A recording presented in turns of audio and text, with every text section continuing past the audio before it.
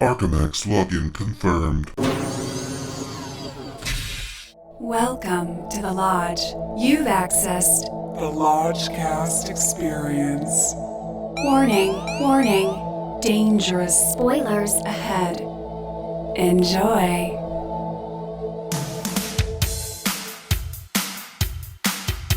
The Lodgecast is a little podcast where we watch weird movies, so you don't have to. The Lodgecast, baby. Lodgecast, gonna smoke grass. Lodgecast, missing movie pass. Lodgecast, We're gonna watch some crap. Lodgecast. And then the Lodge Master chats. With Lucas and Bishki. Episode 131, Crimes of the Future.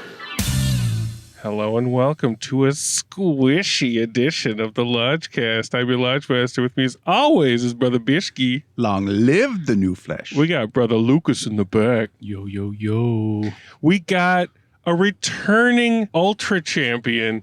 We bring him out for all the body horror. It's Brother Dave. Hello, hello. I'm ready to hop in the time machine and see some crimes in the future. It all checks out. And we got Brother Nate back on the cast. Hey guys, I'm here with you to get weird. Let's get so weird tonight because this movie heralds the return of the one, the only, David Cronenberg. And the film is Crimes of the Future. Mm-hmm. How excited are you boys for this film tonight? I'm very excited. This was at Con like a week ago, and then I was like, whoa, it's at AMC Theaters this week? I was like, holy. It's fresh out the kitchen. Distribution models, instantaneous. Yeah, you can't avoid the can blitz, and his beautiful sunglasses that he had on. It's great to see him. Yeah, I even saw a trailer for this before some movie we saw recently. Men. That's right. Mm-hmm. And I was like, holy shit, this just premiered last week? Yeah. And all the news from the premiere is about the walkouts from people not being able to take it. People asking the actors, what do you think about the walkouts? That's like the news.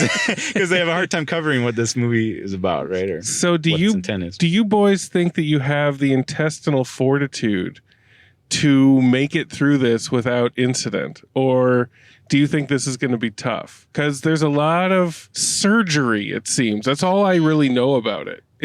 It's about body modification or something. All I know is the poster is a guy with his shirt off with a bunch of ears like attached to his body surgically.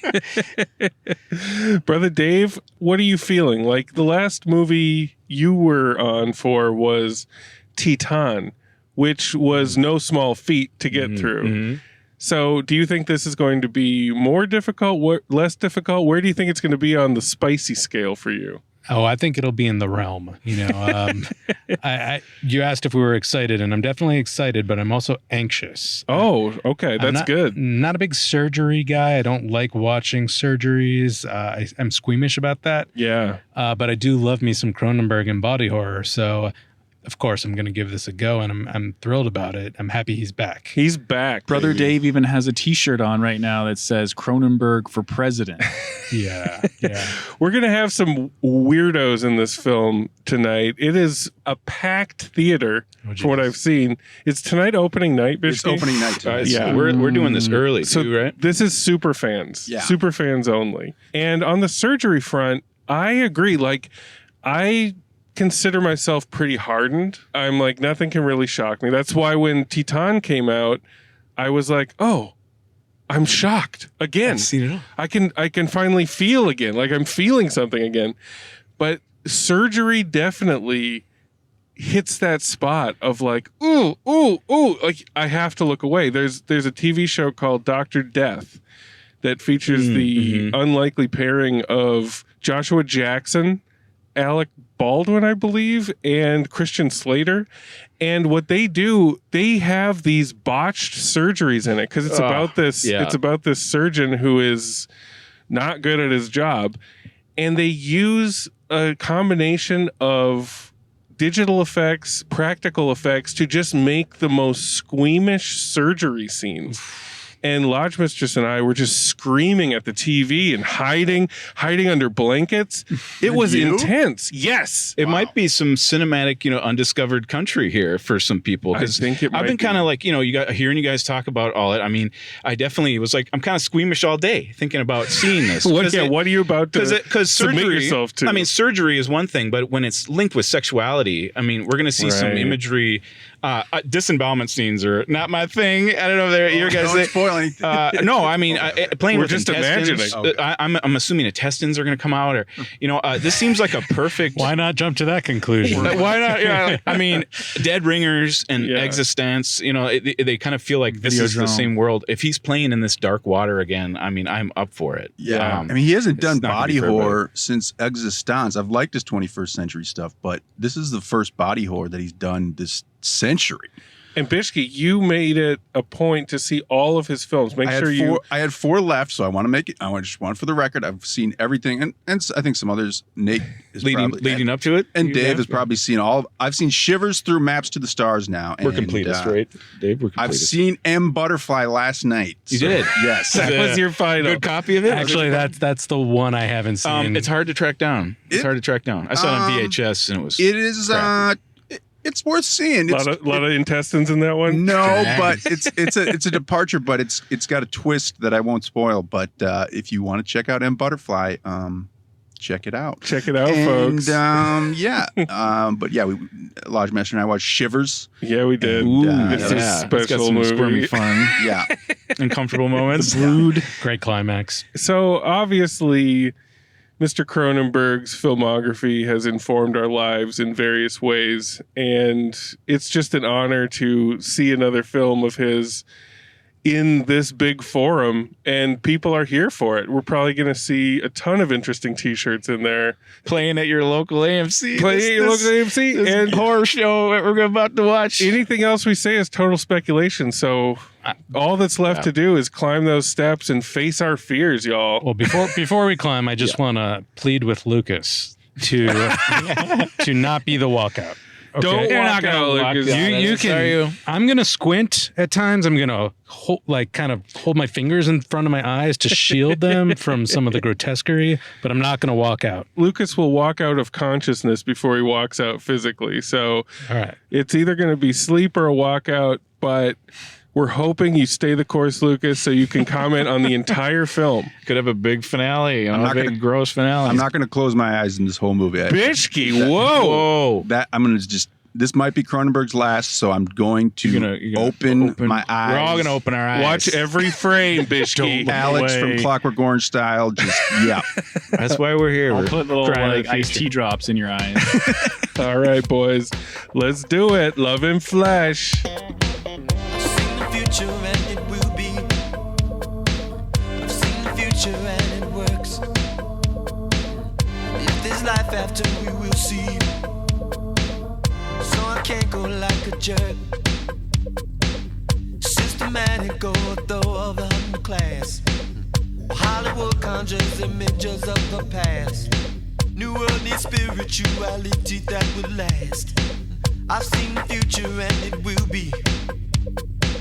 I've seen the future and it will be. I've seen the future and it works. If there's life after, we will see.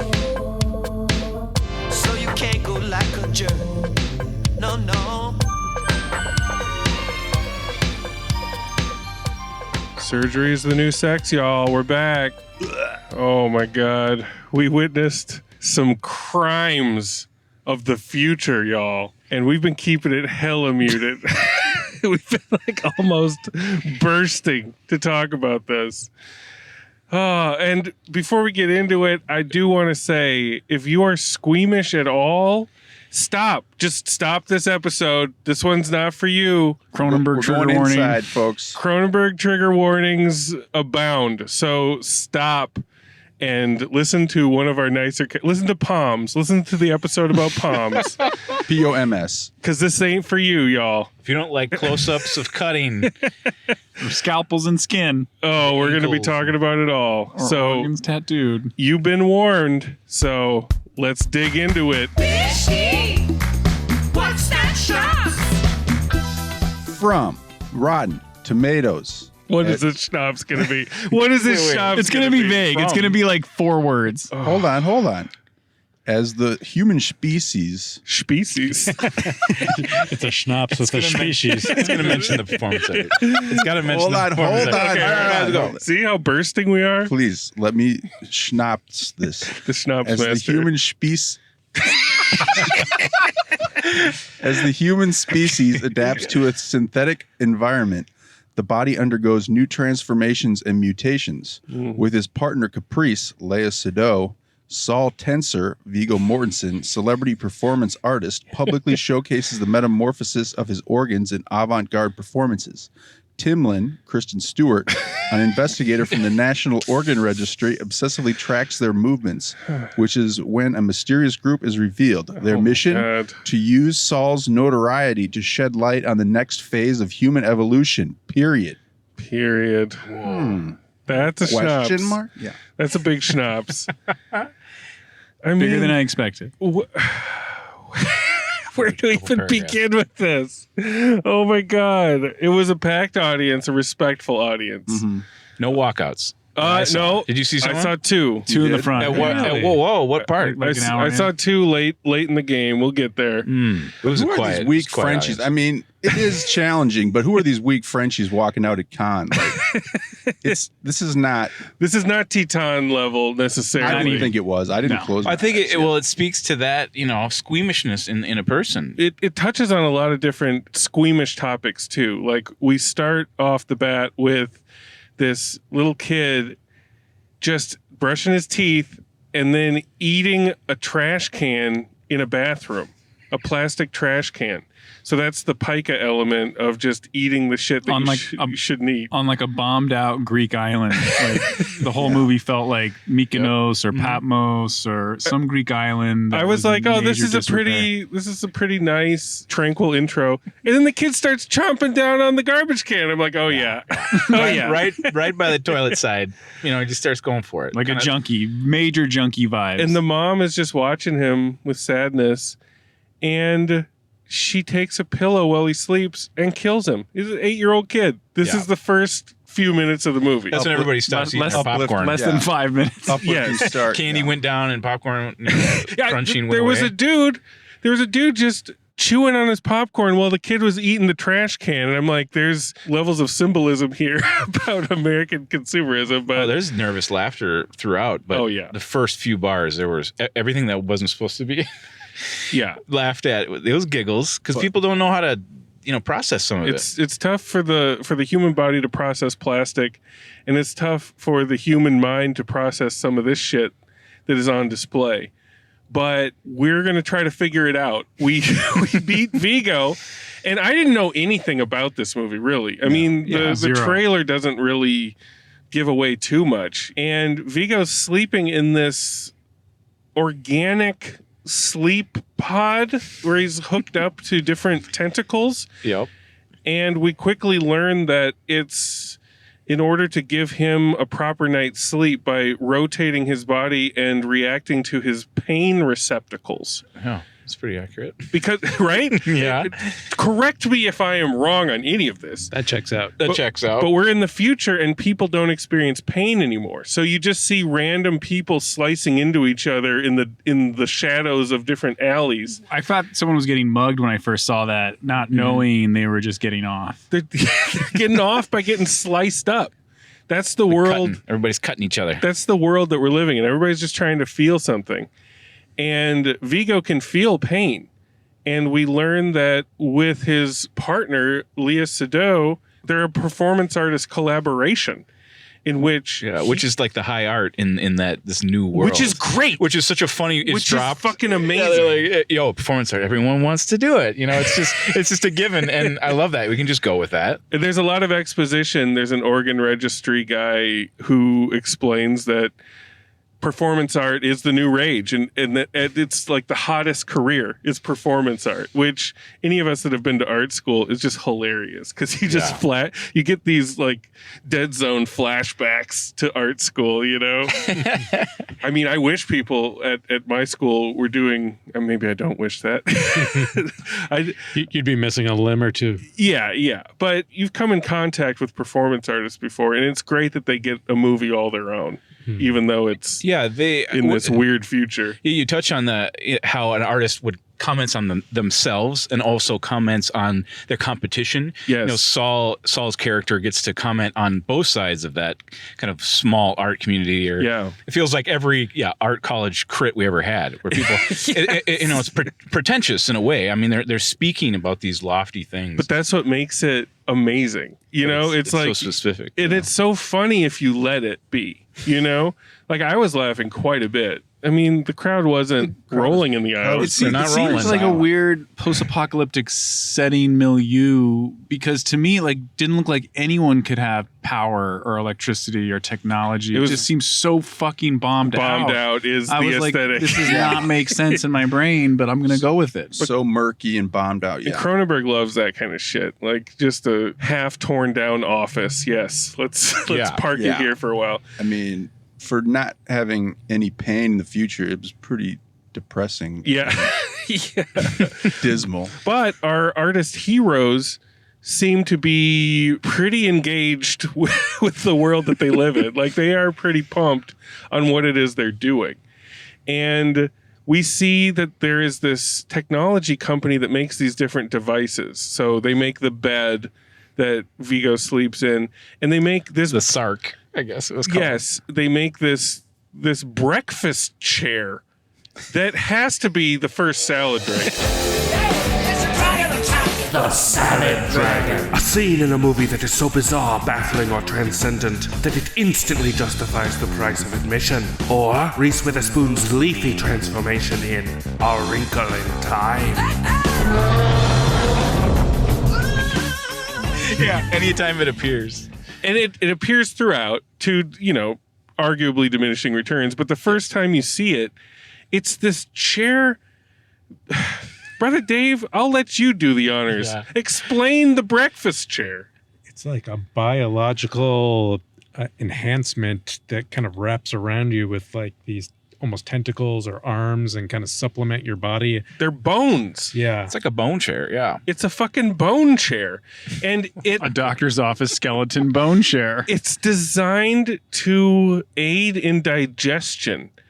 So it's jacking him around. Viggo is like trying to put food in his mouth, and the bone chair is rocking him. It's like a 4DX seat at Regal Cinema. Lucas, yes! It's a 4DX seat made of bone with all the enhancements. Yes, and it's not. Should be mentioned, right, that Viggo is in a lot of pain. He's the one guy who can feel pain, and it's very uncomfortable watching him throughout the entire run. And he's growing new organs inside of him, and it's affecting the way he talks. He's burping and squeezing, and he's like and wincing, and always clearing that throat. They don't have that in the trailers. No, they don't. It's not going to be an infirm performance. And he is constantly in what can best be described as like a dark man ninja suit.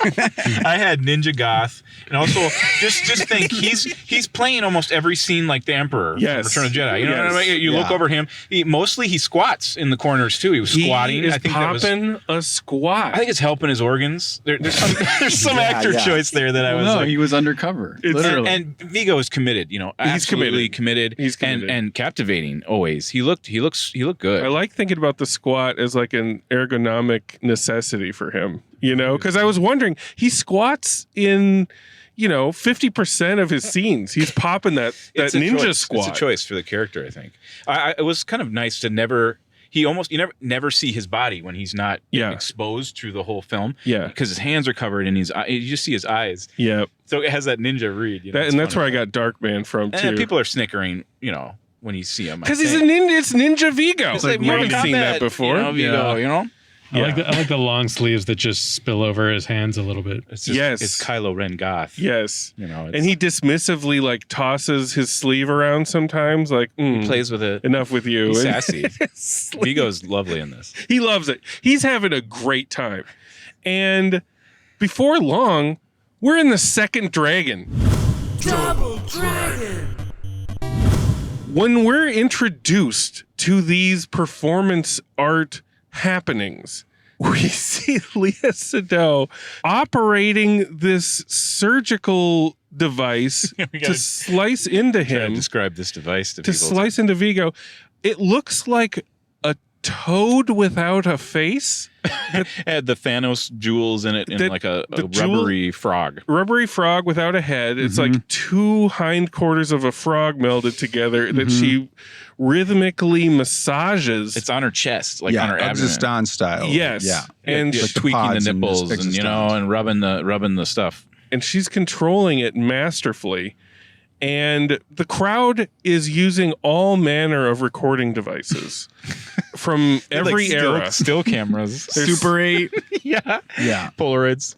Every type of camera. Every type of camera from Nikon. From the invention of photography until deep into whatever future this is represented. They're just like the death mongers, right? They're just like this, or the new sex mongers. Like, yes. They're all just heavy breathing. Cameras mounted on rings. Like... that you wear on your hand. A lot of ring cameras. And to see this operation occur and to cut to Viggo's orgasmic face as he licks his lips and loves every slice. Your crescendos right there. I mean, that's what everybody was in that theater for. Is that kind of feeling. Like a new feeling, a new sleazy feeling. It was wet. All the sound effects were so wet. Now, Bishki, how you claim that you were going to keep your eyes open. How were you doing at this point? Yeah, I kept my eyes open the entire movie. Hell yeah. Yeah, you did. I don't surgery is not, it's not like eye trauma. For eye trauma is bad for you. Yeah.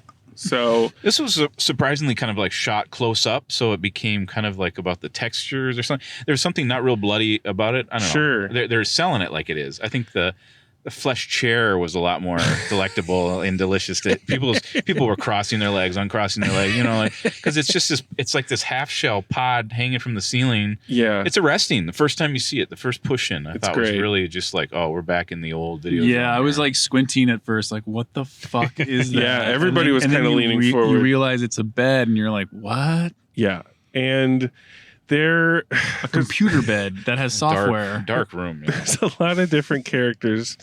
There are these technicians that attend to these devices. Like the Geek Squad. They might have an ulterior motive. And there is K-Stew. K-Stew is present. K-Stew what is the runtime of her performance, right? About a minute, 2? I think they had her for 2 days. Yeah, but she gives a very interesting performance that reminded me of someone, but I can't place it. It reminded me of Kristen Stewart, but amplified. Yeah. Like all of her tics that people make fun of. It's unnerving. It's unnerving because her awkwardness is like a superpower. Cronenberg is like, take that negativity and just drape yourself in it and fucking turn it up. She's just like shaking and like on the verge of tears in most scenes. Penetrate him, or cut him, or get cut by him. Is quickly revealed to be an extreme fetishist of this new type of art, and she wants to be involved at any cost. Surgery is the new sex. That's the Brother Dave. What did you make of K-Stew's performance? Because it's like it's not for everyone. I thought it was awesome. Yeah, you were into it? I was all on board with her performance. The pent-up sexuality of it was very obvious and clear, and I thought she brought a lot of humor to the movie, which needed it too. Yeah, people were laughing. People were yucking it up because she seems like such a tourist in this world in a way, like, whoa, she's here? Cutting it up with Viggo, like, wow. And it's almost a novelty to just like see what she's going to do. And I mean, she came to play. She was, she seemed like she was in the zone. She's very dialed in. Yes. Yeah. She was eager. Yeah. I think pretty much all the actors came to play. Everyone was committed. Lea Seydoux was great. The guy who was Kristen Stewart's partner. Yes. He was awesome, but I didn't really recognize him. He was from Existence. Yeah. Was he? Yeah, he's regular Cronenberg He's Yevgeny actor. Nourish, I think. Yevgeny Nourish. Yeah. I recognize him from the Creator of GIF Existence. that Bishke cut from Existence. Yeah, yeah. That is in our GIF collection, our Lodge GIF collection. I'm like, oh, he's from the GIFs. Yeah. He was really good in this. You know what's funny is that when I was watching it, it felt like his other movies. Like it could sit with Videodrome and Existence in kind of a weird, not trilogy, but just in the same universe. Like it feels like Everybody's it has all the bones obsessed of what with he's into, everybody's you know? obsessed with the same themes in it. It's we're thematically right in all Cronenberg. Putting hands and tongues into torsos. yeah. Your mind has a hard time connecting the sexuality to it, other than the characters being turned on or aroused. You kind of you have to go with it that way, because it's kind of a leap, and everybody's telling you it's like Crash. You have to take their word for it that they are turned on by car crashes. I was surprised how talky it was, which I'm not I'm not averse to expository dialogue, but I felt like it was more talky than normal because it's really trying to explain, and it does lay it out, but it is just talking head after talking head scene in the first act. I do think that's part of the problem is lots of dialogue scenes after dialogue. But before we on the nose dialogue, but before we fully get into that, there's a third dragon. Yeah, there is. 1, 2, 3. The dragons are all the performances, basically. And this one is a competing body modification performance artist who is getting his mouth sewn shut and is covered head to toe in ears. And his eyes are sewn shut. And his eyes are also sewn shut. That was probably the toughest to look at directly. It was beautifully done. The seams of where it's attached or whatnot are just very. It looks great. Very odd places for ears to be, and your mind is just going like, whoa. And there's another crowd with all manner of recording technology recording it, and there's kind of a Howard Shore song. Howard Shore future techno music, and he starts dancing, and then you realize that Ninja Viggo is just crouching near a pipe, like off to the side, watching it. Yeah. He's taking it in. He wants to know the status of how the other shows are that he doesn't attend. Yes. Which I thought was pretty charming. How was it? He surveys the landscape. Lea Seydoux was like, it was good, and he's like, yeah. What? Because he's into it, He's into it. So the main plot, as it were, begins to develop here. And it concerns the trash can eating child from the opening. His dad has an idea for Viggo's next show. And the idea is that he wants Viggo to perform an autopsy on his dead son live in front of an audience. So we got that. That's on our menu. A child autopsy. Feel good hit of the summer.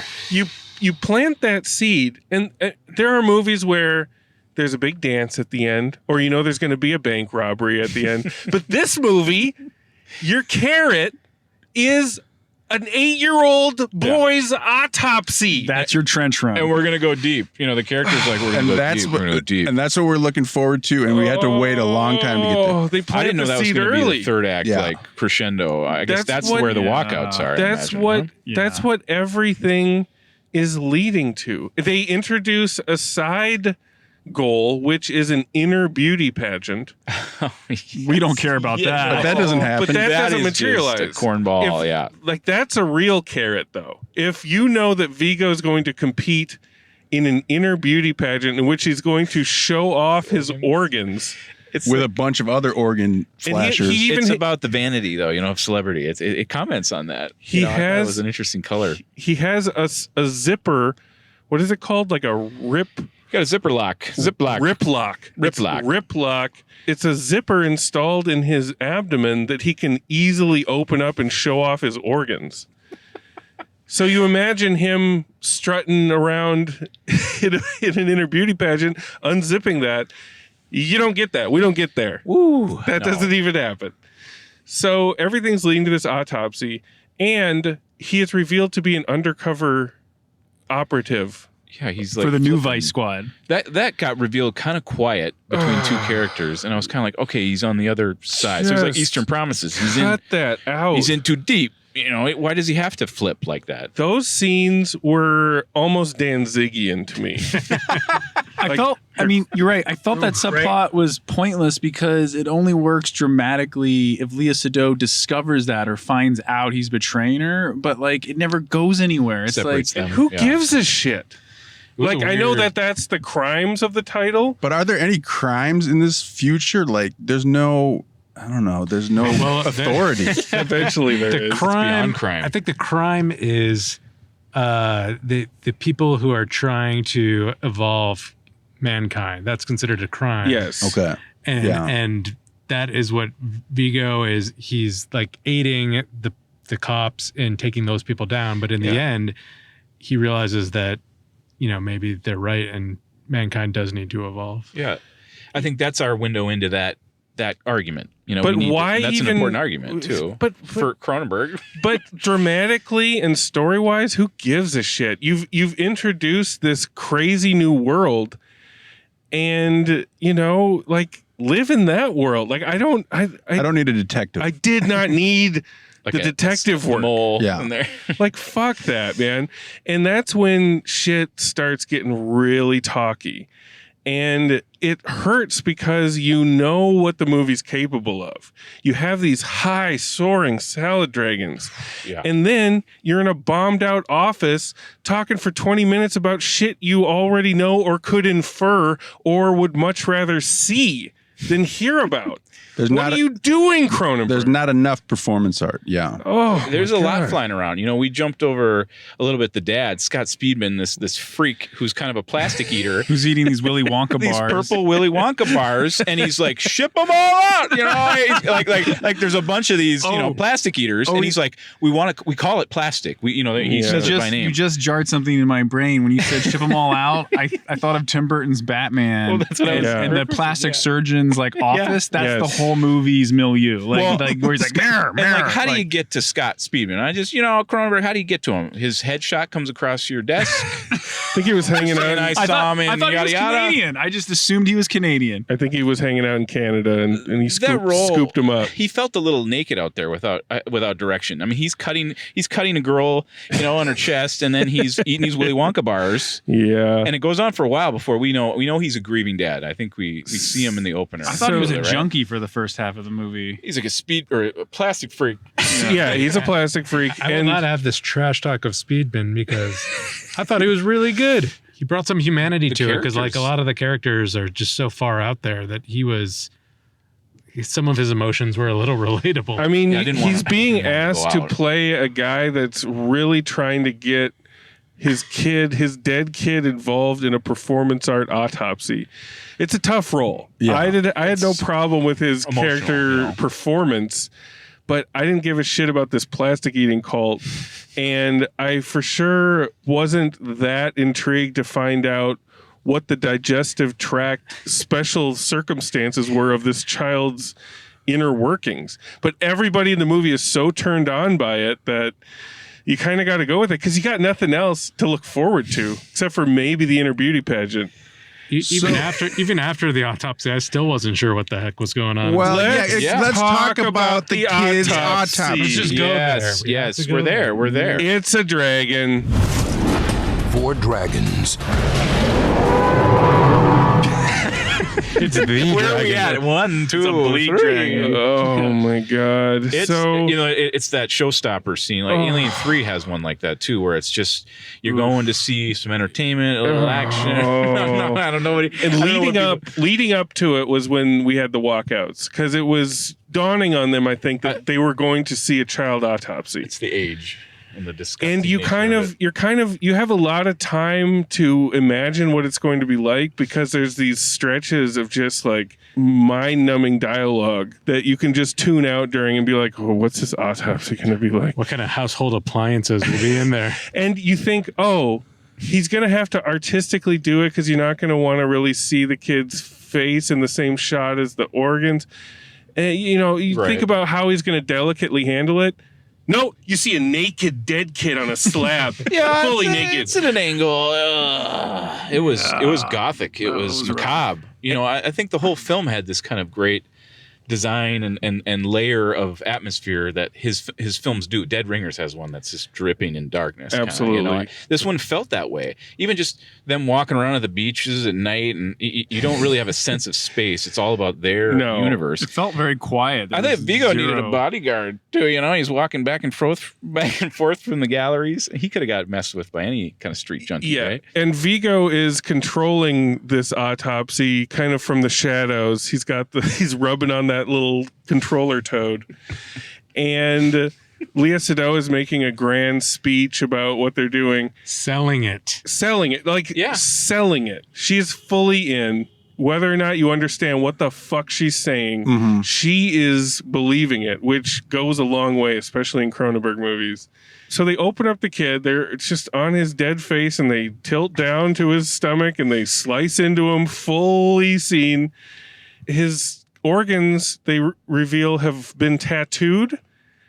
And this is like the reveal of the movie. Can you explain to me what is going on there? Like, I think K-Stu did it, right? She tattooed his organs. Correct. Why is this like the big reveal? Everybody loses their mind in the movie. The audience is disgusted. They are. It is a scandal. The father, Speedman, is horrified. He's out of there. So we're to believe that Kristen Stewart tagged it. Tagged the child's organs. So we would believe that he was not special. That he was just a normal. That we inherit any of that. I mean, there's this inherent. You know, that's the whole thing that Speedman's kind of right. I thought he was going to have plastic in his stomach or something. I didn't think that was the reveal. He's a plastic eater. Dear listener, you don't know how much this autopsy is built up. There is the line, what do you expect to see inside of him? Outer space? Was that the line? Yeah. Outer space. Yeah, I thought we were going to trip for a while, but no. I thought we were going to go into a orifice, kind of enter the void. Can I also throw out a salad crouton? Crouton it up, bro. Salad crouton. It's when Viggo comes home to his subterranean home, and he has this jeans zipper put on his torso, on his stomach. The zip. And Seydoux unzips it. And she's Yeah. like, zippers are so sexual Yes. in their own way. And she gets on her knees and just starts licking going to it. town. And then Viggo just slit. leans back and is like, don't spill, careful, don't spill. Don't spill. Don't spill. That's a meme. That's a meme there, dude. A text meme. Oh my god. I mean, it's full of dragons, It's full full of of it. croutons. But to me, it's like the movie doesn't stay on the rails because it doesn't stay intriguing enough. I feel like the movie runs out of gas somewhere in late second act. I don't even know how to divide this into acts. No. I was lost. I had no idea where the acts were. But they're just discussing it over and over and over again. Like, I get your theme. Just be a little more mysterious, man.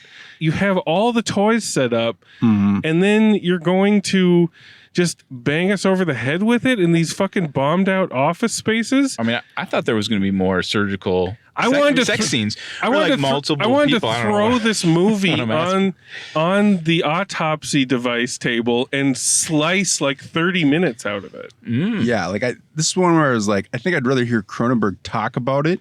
Yeah. Than actually watch the whole thing. I won't even call this a crouton. This is another fucking dragon. How it feels to chew 5 dragons. Stimulate your senses.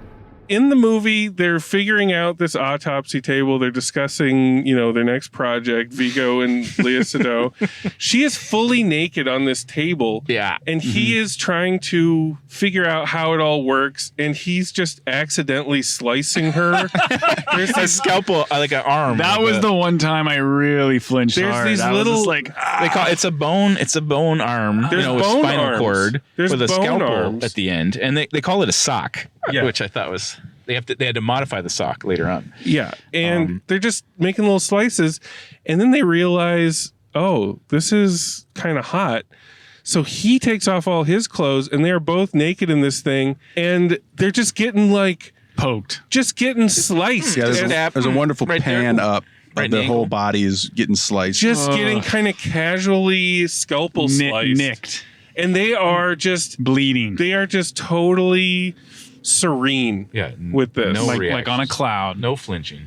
This is going to inspire a new generation of cutters. I think it might. Like, problem. It's pretty. I mean, I don't know. I could see people being attracted to it. I've got another salad crouton to throw out. Oh shit! nice. Okay. Salad crouton. Cronenberg's a little frisky in his old age because there was another random scene where Viggo's like sleeping still.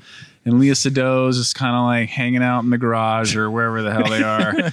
And the two Geek Squad, like assassin gals that like repair all the autopsy tables. What was this scene? Just randomly strip fully naked, get into the autopsy machine, which is, like a coffin, I guess. The old Sark pod, yeah. And not like a coffin, but like a bone bed, and they're like, what do you think, Lea Seydoux? Like, could we be stars too? And it's like, I don't know. And she's into it. Oh my god. They were kind of hard to track. It's hard to. Well, it's kind of hard to track where sexuality is in the universe. Well, and their acting was not good, so you don't really know what's going on. They were Canadian. They weren't great. Yeah, the fringes of the cast are not good actors by any stretch of the imagination, but with so much weird shit going on, you can usually forgive that in Cronenberg movies. But it starts to wear on you again when it just stalls the fuck out. And you start seeing the seams and you start thinking about, oh shit, well, what happened to all that cool shit that I was here for? Now, does anybody want to defend the back half of this movie? Speak now. I mean, I'll defend the back half. Yes, there it is. Only in the fact that it takes the ideas to their logical conclusion and it doesn't flinch at where it's going. I'm talking about pre-autopsy. Pre-autopsy. This section, like, it is a bit of a slog when I definitely got exhausted by Viggo meeting with that cop like 3 times by the boat. Yeah. Especially because I wasn't exactly sure what was in it for Viggo to be working with. No. The cops. That's why that subplot hangs on it a little Just bit. excise that. And the cop's whole MO for taking down this cell is like so uncinematic. It is. He literally just meets people and talks to them. There's no actual dramatization. Yeah. I mean, the very ending feels incomplete. Man. Very abrupt. Definitely. Did you guys have any idea that was the ending? No, not even a little bit. The ending is Viggo is in the bone chair having a really tough time having his breakfast. And it's been suggested that his veggie bread bowl. It's a veggie bread bowl. With some guac. It's been suggested that perhaps his particular digestive system might do well to eat some of these purple Wonka Give me a Wonka bar. candy bars. Give me a Wonka bar. And she unwraps it for him. And Lea shows up and grabs one of these bars. We forgot to mention that she has had basically cashews implanted under her skin on her forehead. Oh yeah, some body mod. We didn't see it happen, did we? It just went from her being normal. She just stayed late to her coming one of her home. coworkers. Right. There's a woman that's being sliced up because she gets off on trauma.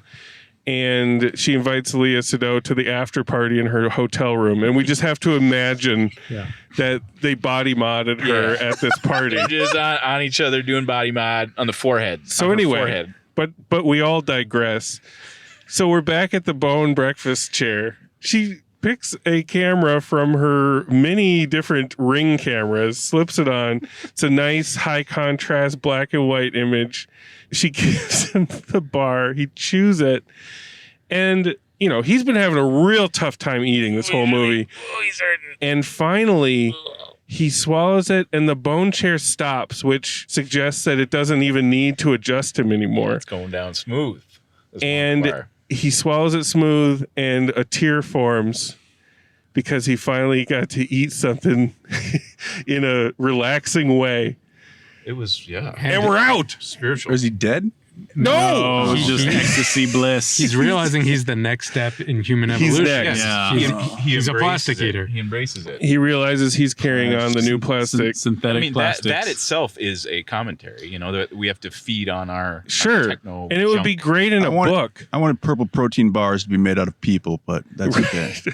I feel like it would have done better as a book, because the ending it there, you're just like, what? It doesn't feel like a complete movie to me, This ain't Oh, I know. Top Gun Maverick. What you get instead is a whole nother can of worms. Yeah. Like this is it's batshit that it's playing AMC's. I love that. And Could this not believe audience it. knew what it was. It felt this is Yep. opening night. Yeah. Like we're going there and Yeah. we Yep. see this thing, and The they all audience came knew. out chatty. Like we all came out together. We dispersed, and the chatter that I was hearing was Yes. great. Existence was mentioned. I Yeah. love that. We've been to enough of these movies, and we are among these people that we can tune into the certain frequency of the film nerd post-film discourse as they're streaming out. It's like, yes, existence, video Box drone. check. Are they enjoying it though? I mean, is it stimulating them? They were smiling. A lot of people smiling. So I don't know if they're just still like hopped up on those Cronenbergian goofballs and they haven't really thought about it yet, or if they really were touched. But I don't know. I heard some ladies talking about the autopsy scene, and they're like, they went there. They went there. Did it. Just like, hell yeah. Oh, man. Well, any other choice morsels you need to discuss? I think I got one more crouton. I'm not sure. shit. Wow. Third one, that's a salad bar. This is full salad bar. Salad crouton. I'm not sure if we talked about it yet, but the scene where K. Stu invites Viggo into like her office, like into the safe room. What was that That's scene? her scene. And That was her it. Scene. they're talking about whatever, and then and she's like slowly creeping towards him, And he's backing he's away. slowly backing away because he doesn't know what she's gonna do. And then she kind of like I don't even think she asks him. I think she just sticks her finger in his mouth. Yeah, Goes she for wants it. to And look then- in there. And then puts like his saliva in her mouth, and then she's like, "Ooh, I like that." So then she starts kissing him, Tongue. and then like open mouth Just tongue kissing tonguing. him. Just hanging on each other. And then Viggo unfortunately can't like swallow or breathe. He's like, he goes, "Not good at the old sex." say it. Get a good one, Lucas. Say it. Let me clear my throat. Don't spill. yeah, what does he say? Then what does he say, Lucas? I'm not good at the old sex. Hard cut. Great cut. Yeah. And we've been in that fucking office for like 20 minutes, so thank God we're out of there. Thank fucking God. I thought he was gonna pull up his shirt, man. Take a look at the zipper, baby. Yeah. That was with the other girl. We could have used I can't believe I'm asking for this based on all that we've seen, but we could have used a real full-fledged old plus new sex scene in this, Well, I think maybe something was shot and didn't get included. I would love to see what didn't make it. Oh Nothing. boy. It's all there. It's all there, It's probably. all out on the slab. All right, let's go to them breakfast chair bones.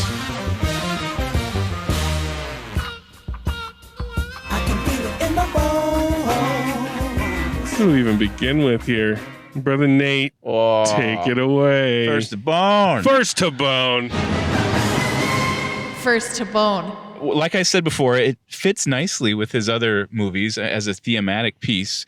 It's got a lot of ideas. I mean, this is idea heavy. It's potent.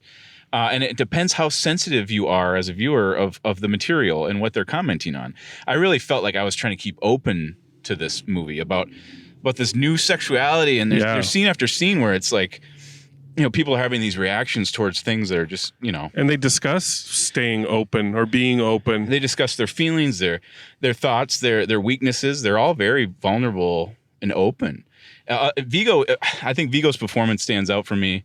I just love him as an actor, and I think this was a kind of a delicious role to play as an actor. Trusting his director and this kind of universe that they created. It had shades of Philip K. Dick, the spy cameras, all that paranoia, the infiltration. Like we had a problem with that subplot, but I think that's inherent in a lot of the other material that Cronenberg has done. Yeah, the inner workings of the scanners and everything. So. It felt nice. It felt like he's such an intelligent filmmaker, and yes, I want to hear his commentary. over just the movie itself. And I think I take that'd him be in as an great. artist like that. So this experience was very, I mean, I have a takeaway, but I had some problems with how talky it was. And it felt like it was very expository. And his movies at their worst can get kind of silly and ride that tension line. So that's why I would take not all my bones away, but I'm a strong 3-bone on this for my viewing. So I'll start with a little Love and Light 3 bones, and I'm excited to see what he does next. Always. Hell yeah. That's what I have. 3 bones on the bone chair. Brother Bishke, what are you doing? I've seen all Cronenberg's films. Yes. Except for his early Bolex ones. I've liked some more than others. This one, I'm still scratching my head. Yeah. And it does touch upon all the Cronenberg themes throughout his filmography, the focus isn't there really. And like Existence is very focused to me. And this one is kind of, coming in and out of themes. The production design's there. Hell yeah. For sure. And the performances are there.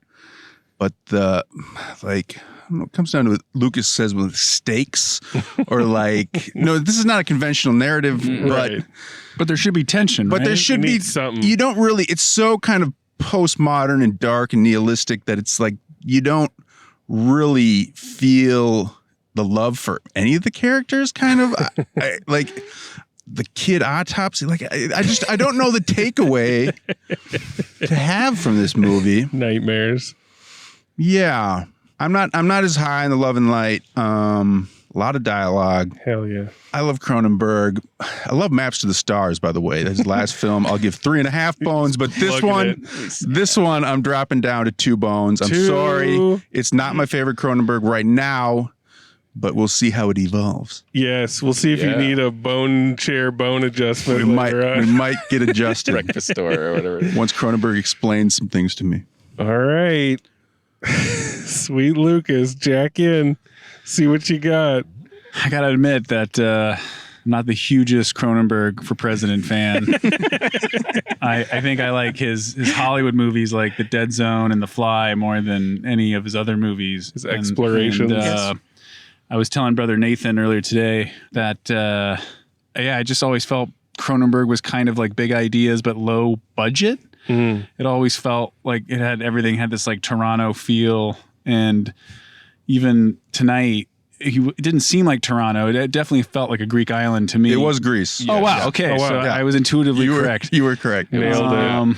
But it also felt to me just so threadbare. Yeah, the production design is there, but it just felt like not a student feature, but creeping into it, like creeping into it, you know. You take that back. And like the breakfast chair, The chair. it just looked clunky. It just looked like Brother Justin could have done something way better with that. I mean, that's true, but still. And thinking of Brother Justin's amazing bone train analogy. Yeah, it's the bone chair this time. The very opening, I was like, holy shit! Like from the opening credits to the murder. I was like, this is like amazing. And then as it's like slowly went on, I was like, okay, maybe not as amazing. The bone chair started rattling a bit, losing some parts. Literal bone chair. And where it really kind of lost me was when it was finally revealed that the Wonka bars were essentially synthetic plastics, and we're gonna have to start eating our own plastics, and that was going that way. It just felt like film school 101 shit where I was like, I rolled my eyes so hard. It's people. Scott's Speedman yelling that. Oh, and by the way, my son's I got one more crouton to throw in. Salad crouton. Where's all these croutons? Speaking of Scott Speedman, at the end, he's like at his lowest moment after the autopsy. Yeah. Out on the autopsy steps. This is a crouton. Just crying his eyes out, like a real, genuine, cathartic pathos. Yeah. And the 2 Geek Squad girls like come up behind him and they sit next to him. And they're like, "Hey, buddy, like what's wrong?" And he's like, "My wife, she sabotaged his organs to embarrass me." When really it was K-Stu because she was secretly undercover too. And the women are like, "Well, don't worry about it because she's she's going to appreciate what we're about to do. And they both take out these like really janky Home Depot like power drills, and they both just start drilling into the back of his skull until he's dead, and then his body just like rolls down the stairs like a fucking rag doll. They kick him too. They kick his head a few times. That was also Film School 101. Let's just kick his dead body a little bit because lulz. Oh, Lucas, how many bones? Still recounting. I'm torn here because I want to give it 2, but it doesn't really go anywhere for me. So maybe 1.5. Ooh. Look, I'll give it 2, but I did not enjoy. All those croutons, though, they got to add up. Oh, they are adding up. They add calcium to the bones. They're crunching left and right here. Very interesting analysis, Lucas. All right, brother Dave, Love and Light. First of all, I want to congratulate Lucas for not being one of the statistics tonight. Oh, yes. He stayed awake and he was in the theater. No bathroom breaks either tonight from our team. No one. We were glued to our seats. And I ate a pizza flatbread before showtime. You did. I was worried that cheese was going to come back on me. There was a scent of Parmigiana in the air during some of these some of the gut slicings. Early gut slicings. Yeah. That was an incredibly dark film, unfathomably bizarre, unpleasant. Yeah. With that said, I enjoyed it. Hell yeah. Basically, as a Cronenberg head, it's like a career retrospective in some ways. Yeah. There's little scenes that feel like shout outs to his previous work, and that's all enjoyable on a very nerdy level. Likewise, it's just exhilarating to see an old master who is still sharp and still going for it and pushing boundaries. And I'm happy for him that he got this made because I'm pretty sure this was a script that's been kicking around in his head. How the hell did this get funded? With 20 production it's companies. Hot right now. I don't know. The Canadian government. I think they Canadian get it.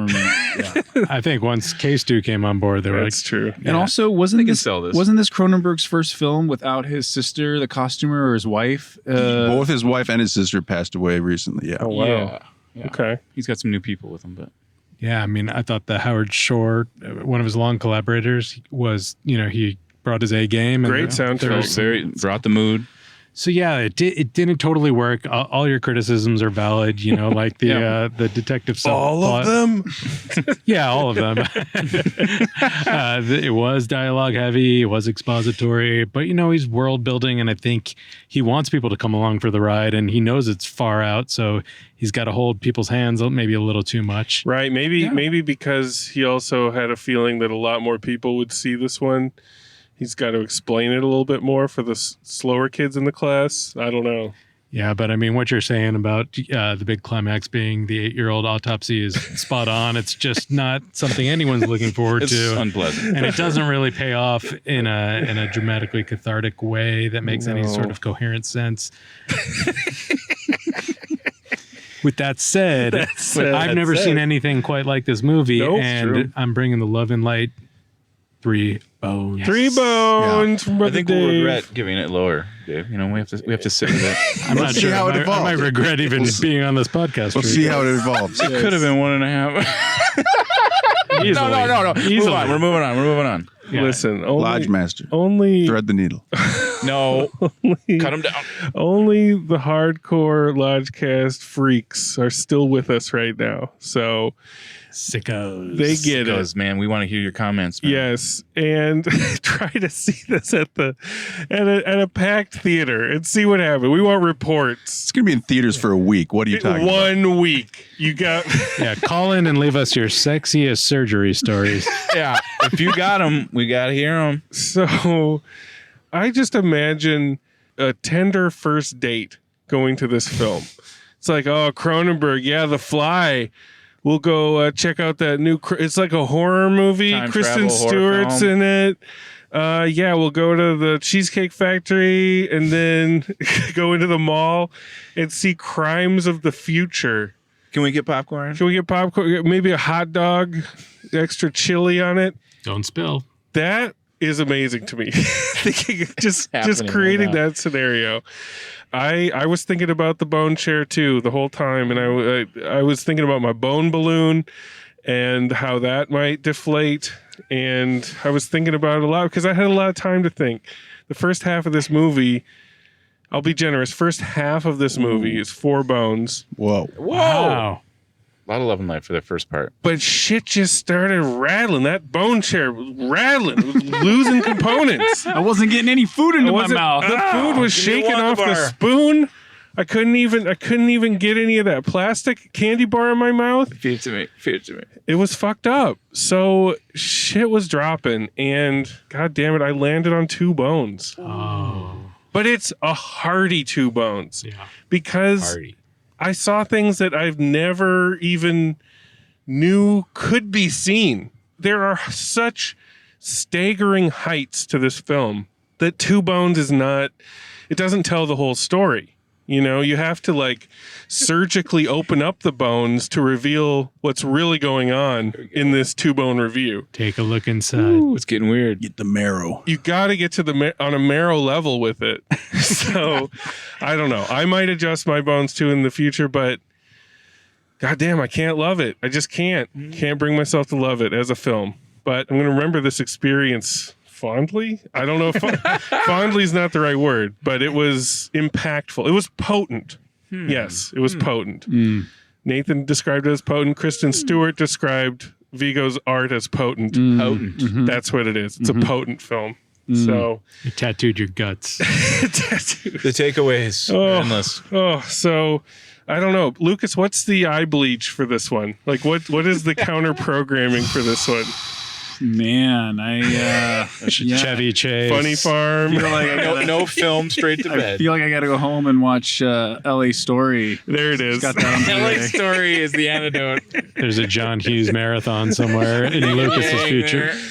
Oh man. Weekend at Bernie's. Maybe Patch Adams.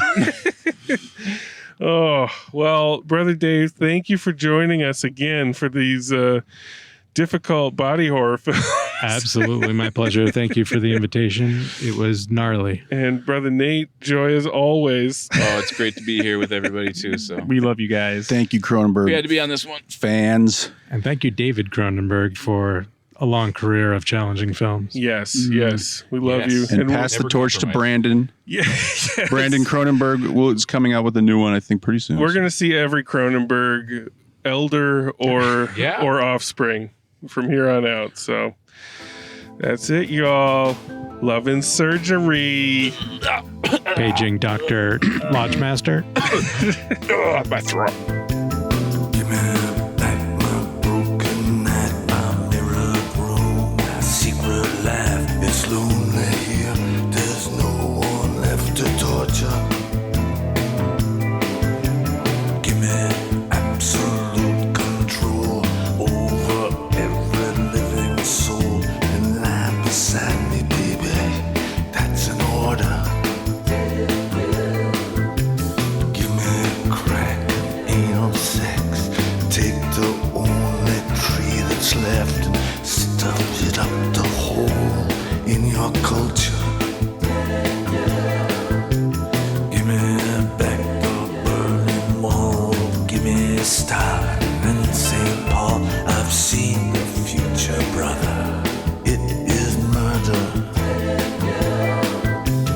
Things are gonna slide.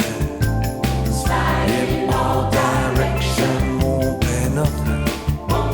Nothing you can measure anymore. The blizzard of the world has crossed the threshold and it's overturned the order of the soul. When they say, repent, repent, I wonder what they meant. When I said, repent, repent, I wonder what they meant. When they said, repent, repent.